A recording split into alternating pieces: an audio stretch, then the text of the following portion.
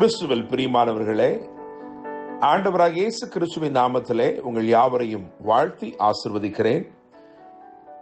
இந்த நாளுக்கென்று தேவன் நமக்கு அருளி இருக்கும் ஜீவ வார்த்தை உபாகமத்தின் புஸ்தகம் 31 அதிகாரம் 8 வசனத்தில் இருக்கிறது.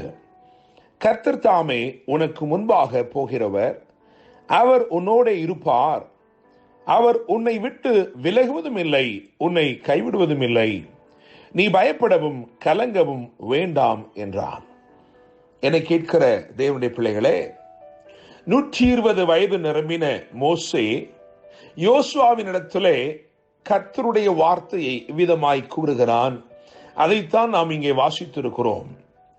என்னை கேட்கிற தேவனுடைய பிள்ளைகளே, நான் நம்புகிறேன், விசுவாசிக்கிறேன், இந்த நாள் கர்த்தர் உங்களுக்கு முன் செல்லும் ஒரு நாளாயிருக்கிறது. இந்த நாள் உங்கள் பாதைகள் எல்லாவற்றையும் ராஜரீக பாதைகளாக தேவன் மாற்றும் ஒரு நாளாக இந்த நாள் இருக்கிறது.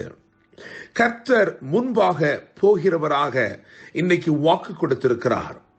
முழு வேதத்தையும் வாசித்து பார்க்கும் பொழுது பலருக்கும் கர்த்தர் இப்படி வாக்கு கொடுத்து அவர்களுக்கு முன் சென்று அவர்கள் சூழ்நிலைகளை எல்லாம் ஆச்சரியப்படும் விதமாக மாற்றியிருக்கிறார். அவர்களை ஆசீர்வதித்திருக்கிறார், அவர்களை உயர்த்தி இருக்கிறார். இன்றைக்கு நாம் அப்படிப்பட்ட ஒரு சில உதாரணங்களை, முன் உதாரணங்களை, ஒரு சில திருஷ்டாந்தங்களை இந்த காலை வேளையிலே தியானிக்க போகிறோம். விசேஷமாக நான் ஒரு 5 காரியங்களை மாத்திரம் வேதத்திலிருந்து சீக்கிரமாய் உங்களுக்கு பகிர்ந்து கொடுக்க விரும்புகிறேன். முதலாவதாக ஆபிரகாமின் வாழ்க்கையை எடுத்து பார்க்கும் பொழுது ஆதியாகமத்தின் புஸ்தகம் 12 அதிகாரம் 1 வசனத்திலே நான் உனக்கு காண்பிக்கும் தேசத்துக்கு போ என்று எழுதியிருக்கிறது. அப்படியே புதிய ஏற்பாட்டுக்கு வந்து அப்போஸ்தலர் 7 அதிகாரம் 3 வசனத்தை வாசிக்கும் பொழுது நான் உனக்கு காண்பிக்கும் தேசத்துக்கு வா என்று எழுதியிருக்கிறது. எனவே தேவன் இங்கே ஆபிரகாமுக்கு முன் செல்வதை பார்க்கிறோம். அவர் அவனை எந்த பாதையில் போகச் சொன்னாரோ அதிலேயே அவர் முன் சென்று அவர் அவனை வரச் சொல்லுகிறதை வேதத்திலே வாசிக்கிறோம். இங்கே சொல்லப்பட்டிருக்கிற ஆபிரகாமுக்கு முன் செல்லுகிற தேவன் எதற்காக முன் சென்றார் என்றால் ஆபிரகாமை ஆசீர்வதிக்கும்படிக்கு, இன்றைக்கும் உங்களை ஆசீர்வதிக்கும்படிக்கு, உங்கள் விசுவாசத்தை வர்த்திக்கும்படிக்கு ஆண்டவர் உங்களுக்காக முன் செல்கிறவராய் இருக்கிறார். இரண்டாவதாக யோசுவாவின் புஸ்தகத்திலே யோசுவாவை குறித்து நாம் வாசிக்கிற இந்த வசனம், அதாவது உபாகமம் 31:8, அதிலேயே எழுதியிருக்கிறது, கர்த்தர் தாமே உனக்கு முன்பாக போகிறவர். என கேட்கிற தேவனுடைய பிள்ளைகளே, யோசுவாவுக்கு முன்பதாக ஆண்டவர் சென்றதை வேதம் இங்கே எழுதி வைத்திருக்கிறது. எதற்காக அவர் யோசுவாவுக்கு முன் சென்றார் என்று சொன்னால், 31 ராஜாக்களை அவன் சங்கரித்து ஜெயத்தை பெறும்படிக்கு அவனுக்கு அவர் முன் சென்றார். என கேட்கிற தேவனுடைய பிள்ளைகளே, முதலாவது உங்களை ஆசீர்வதிக்கும்படிக்கு முன் செல்லுகிற இவர் உங்களுக்கு ஜெயத்தை அருளும்படிக்கும் இந்த நாளிலே உங்களுக்கு முன் செல்கிறார். மூன்றாவதாக ஏசாயா 45 அதிகாரம் 2 வசனத்தை கவனிக்கும் பொழுது அங்கே கோரேசுக்கு ஒரு வார்த்தை சொல்லுகிறார், நான் உனக்கு முன்னே போய் கோணலானவைகளை செவ்வையாக்குகிறேன் என்று சொல்லுகிறார்.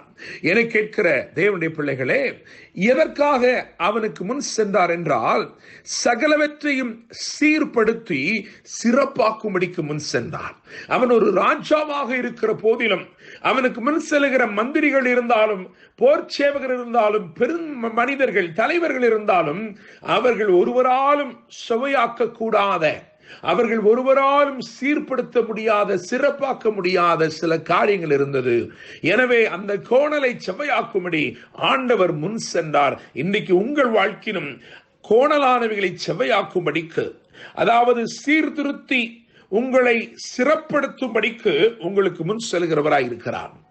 நான்காவதாக மீகா 2 அதிகாரம் 13 வசனத்திலே இஸ்ரவேலருக்கு வாக்கு கொடுக்கும் பொழுது தடைகளை நீக்கும்படி முன் செல்கிறார் என்று எழுதியிருக்கிறது. தடைகளை நீக்கி போடுகிறவராக, உங்கள் வாழ்க்கையிலே என்ன தடைகள் காணப்பட்டாலும், எவ்வளவு நாட்களாய் அது தொடர்ந்திருந்தாலும், இன்றைக்கு முன் செல்லுகிற தேவன் அந்த தடைகளை நீக்கி போடுகிறார். தேவனுடைய பிள்ளைகளே, எனவே அவர் ஆசீர்வதிக்கும்படி முன் செல்கிறார். அவர் ஜெயத்தை அருளும்படி முன் செல்கிறார். அவர் உங்கள் பாதைகளை சீர்படுத்தி சிறப்பாக்கும்படி முன் செல்கிறார். அவர் தடைகளை நீக்கி போடும்படி முன் செல்கிறார். ஐந்தாவதாக, கடைசியாக மத்தேயு 28:7 வாசிக்கும் பொழுது, அவர் உங்களுக்கு முன்னே கலிலேயாவுக்கு போகிறார் என்று எழுதியிருக்கிறது. அதிகாரத்தை கொடுக்க, சீஷர்களுக்கு அதிகாரத்தை கொடுக்கும்படி, அவர்களை அபிஷேகிக்கும்படி ஆண்டவர் இயேசு முன் சென்றார். எல்லாவற்றிலும் முன் உதாரணமாய் இருக்கிற அவர், எல்லாவற்றிலும் முதன்மையாய் காணப்படுகிற அவர் முன் சென்றார் அதிகாரங்களை கொடுக்கும்படி. நான் நம்புகிறேன், விசுவாசிக்கிறேன், இந்த நாளிலே அவர் உங்களை ஆசீர்வதிக்கும்படி முன் செல்கிறார். அவர் உங்களுக்கு ஜெயத்தை அருளும்படி முன் செல்கிறார். உங்கள் பாதைகளை சிறப்பாக்கும்படி முன் செல்கிறார். உங்கள் தடைகளை நீக்கி போடும்படி முன் செல்கிறார். உங்களுக்கு அதிகாரத்தை அருளும்படி முன் செல்கிறார். கர்த்தர் தாமே உங்களுக்கு முன்பதாக சென்று உங்களோடு கூடவே இருந்து, வலதுபுறமும் இடதுபுறமும் உங்களை விலக விடாமல் உங்களோடு கூடவே இருந்து உங்களுக்கு அற்புதத்தை செய்து உங்களை வாழ்த்தி ஆசீர்வதிப்பாராக, உங்களை வாழ வைப்பாராக. என்றும் அன்புடன் pastor Daniel Moses. God bless you.